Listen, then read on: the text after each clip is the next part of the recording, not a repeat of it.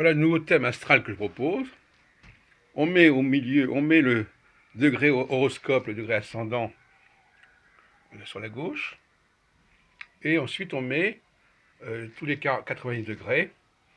25 degrés Capricorne, si c'est 25 degrés Capricorne pour l'ascendant, ça devient 25 degrés Bélier pour le carré, 25 degrés Cancer pour l'opposition, 25 degrés Balance pour le dernier carré, et on recommence, etc. Voilà comment je vois actuellement le cycle Saturne et Jupiter.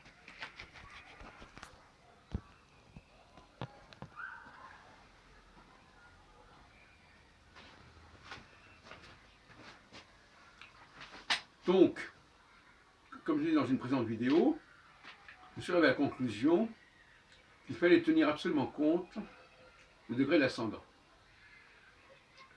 Et que c'était les aspects de la planète maîtresse, c'est-à-dire Saturne ou Jupiter ou Mars, parce que je travaille sur ces trois planètes, c'est les aspects à ce degré ascendant, par conjonction, opposition ou carré, qui étaient déterminants pour la vie de la personne, selon un cycle de 7 ans ou un cycle de 3 ans, selon qu'on est saturnien, jupitérien ou martien, qui est un cycle encore plus court. Alors, ça rejoint les travaux de Michel Gauquelin, qui accordait d'importance considérable à la planète qui se levait à la naissance, hein, que ce soit Jupiter, Saturne ou Mars, puisque lui travaille sur ces trois planètes également. Alors, c'est un fait que tout le monde ne connaît pas son heure de naissance, et qu'il s'agit de quelque chose qui est quand même assez mystérieux.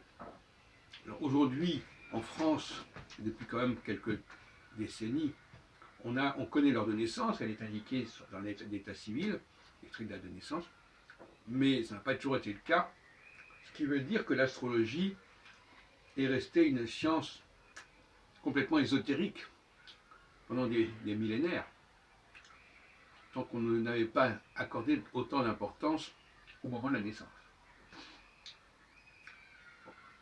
Cela dit, depuis quand même un certain temps, on connaît cette question de l'ascendant et on appelait autrefois l'horoscope.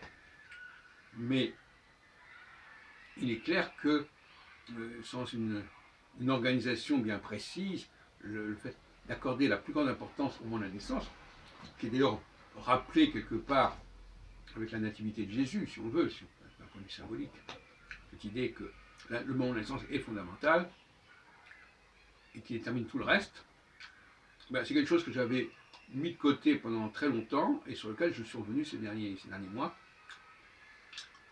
sur la base d'un certain nombre d'observations et de réflexions que j'ai faites.